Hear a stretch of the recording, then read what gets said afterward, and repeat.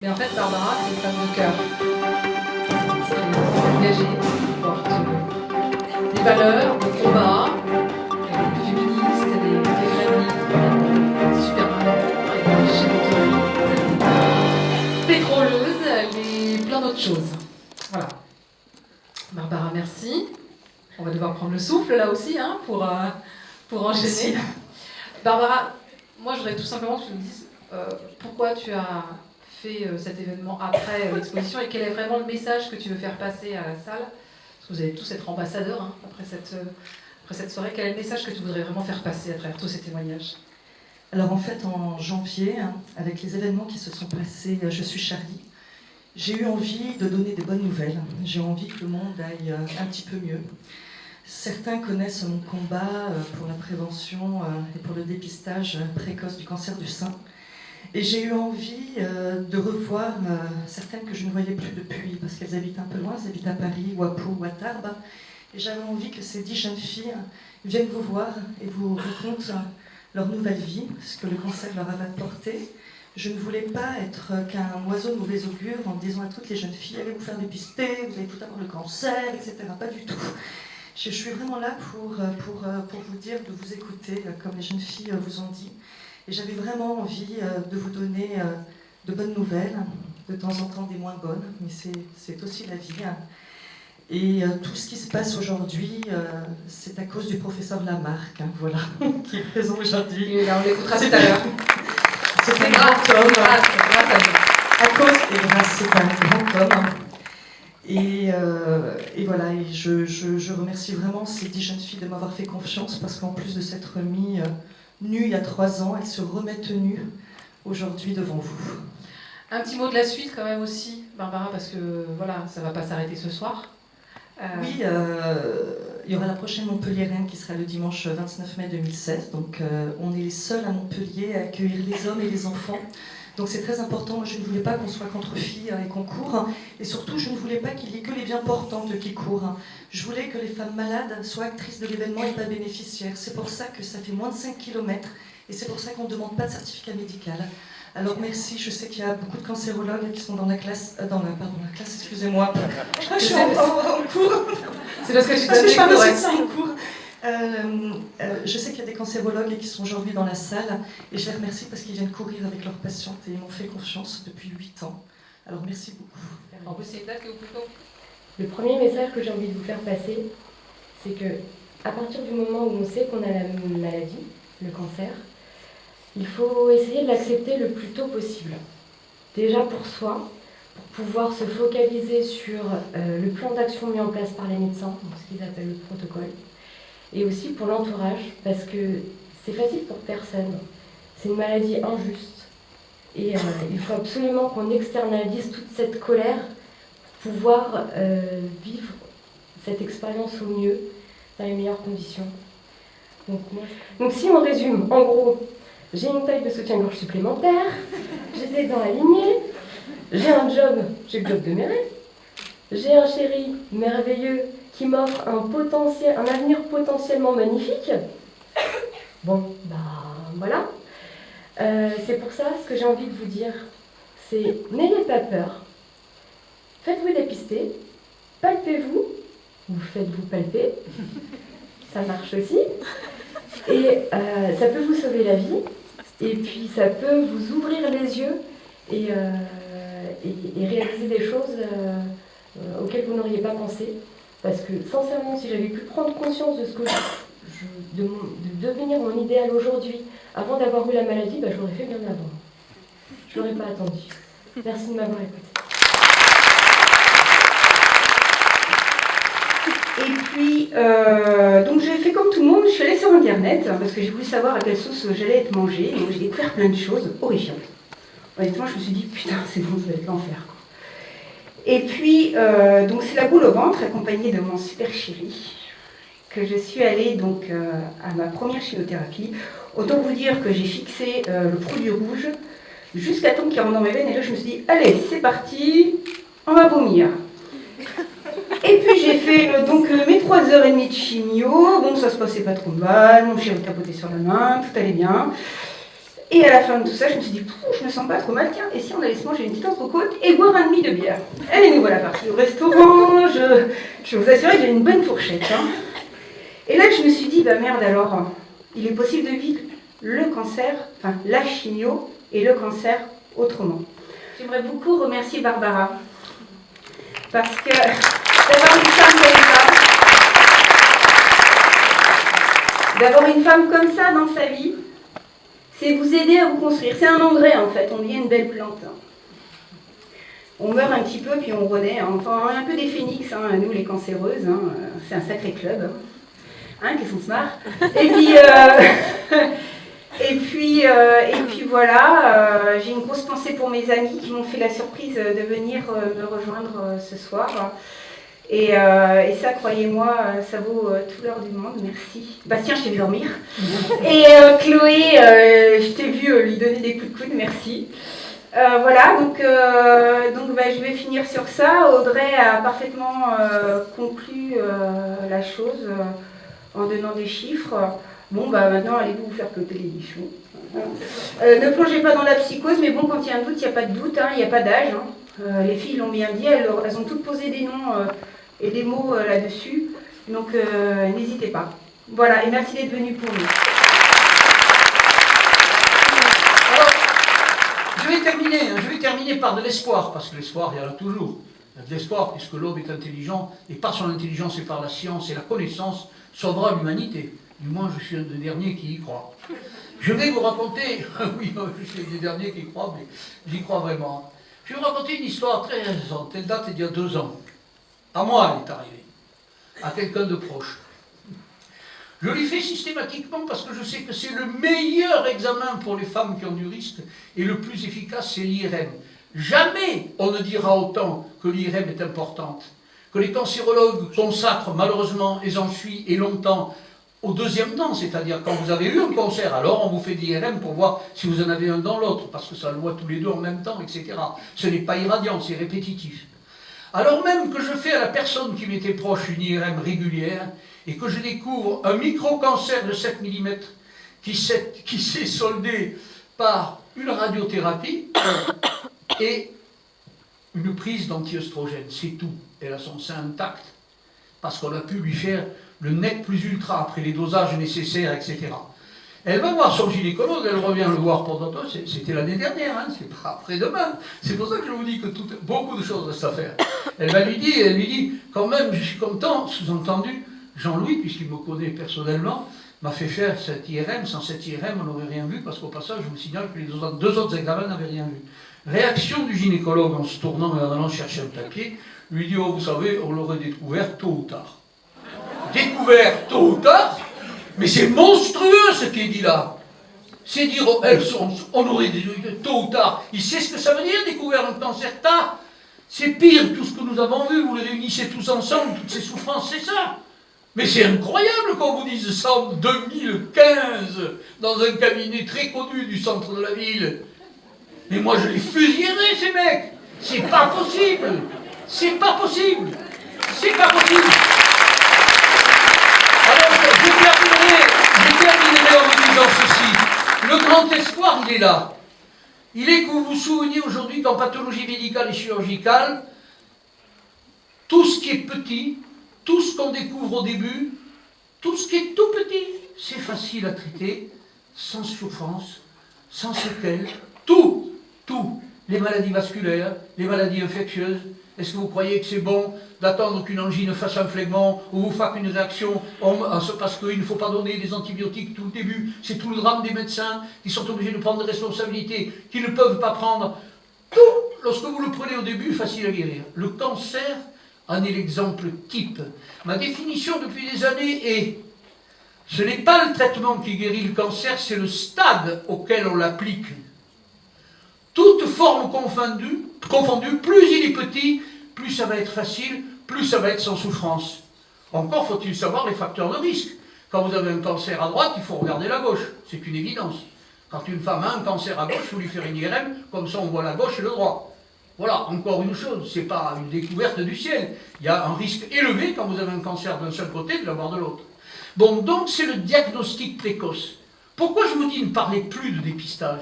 Parce que le dépistage maintenant a une résonance politique et administrative. L'État français, 14 ans après nous, a décidé de faire un dépistage. 14 ans après Montpellier, le Mamobile. Hein. Il l'a mis en place. Et donc des normes sont tombées. Ces normes ont dit, tout le monde doit profiter du dépistage. Tous les médecins doivent faire du dépistage. Tous les départements doivent faire du dépistage. Et comme on ne pouvait pas faire, suivant autre chose que des chiffres, on a dit que les cancers du sang commencent surtout à partir de 50 ans, donc 50 à 70. On a rajouté 4 ans d'ailleurs, inutilement. Je suis ravi pour les femmes de 74 et 80, mais enfin c'est comme ça. En fait, aujourd'hui, nous savons très très bien que les règles du dépistage, ils sont tenus face à l'État, face aux bailleurs de fonds que sont l'État. Là, c'est pas privé comme moi, c'était des gens qui me donnaient de tout à fait différents pour faire le dépistage. C'est pour ça que j'ai quitté d'ailleurs le dépistage à la française, donc j'ai jamais voulu prendre la tête.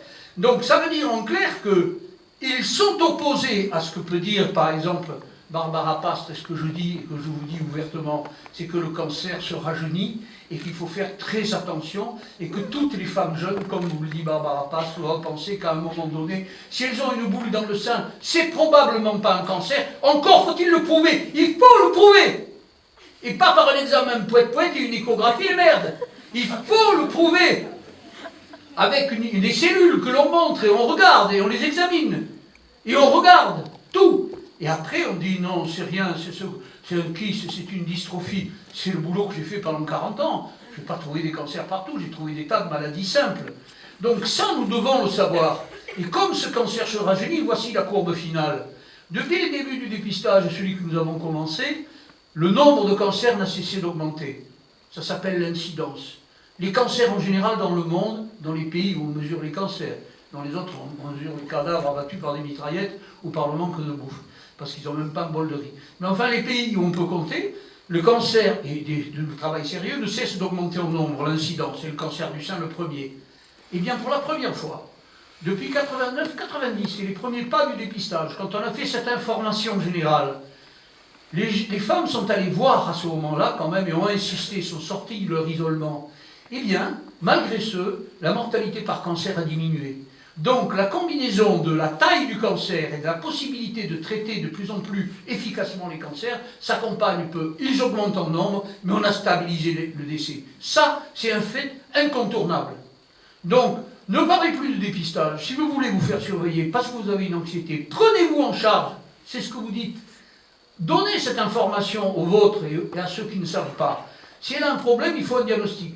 Un diagnostic de rien ou un diagnostic de quelque chose. Mais pas poète, aller voir le voisin. C'est pas ça du tout. C'est un autre système qu'il faut mettre en place et exiger qu'on vous donne cette réponse. Oui, c'est quelque chose de fréquent chez les femmes. Et ne pas faire comme autrefois, ce que j'ai vu au début de ma carrière, quand une petite fille, vous savez que les seins se prennent à 11-12 ans, enfin ils grossissent d'un côté, mais pas ensemble. Donc parfois le sein grossit d'un côté, c'est un peu douloureux, parce que c'est toujours inflammatoire la naissance d'un sein, et il n'y en avait pas de l'autre côté. Et il palpait, il disait, ouh, c'est pas bon ce noyau. Et le chirurgien enlevait ce noyau. Il enlevait le sein.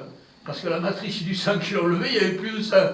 Il fallait après lui faire une greffe de sein, parce que la connerie, heureusement, fait des progrès et l'intelligence et la connaissance augmentent comme celle de la médecine, mais dites-vous que je viens d'un temps où j'ai vu cette évolution qui s'est faite de manière considérable. Voilà ce que je voulais vous dire, avec force et sincérité. Excusez-moi, je me suis laissé un peu emporter. Pas du tout. Mais quand je vois... La colère est saine parfois. Non, mais quand je vois un certain nombre de choses qui m'ont été présentées et qui me tireraient des larmes, il y a aussi une fureur intérieure, mais que nous vivons tous, c'est-à-dire... On ne vous donne pas en fait ce que vous voulez, donc demandez-le et soyez exigeants parce que ça existe et vous pouvez avoir confiance à la réalité médicale quand vous demandez des examens plus importants et une preuve. Voilà. Merci pour les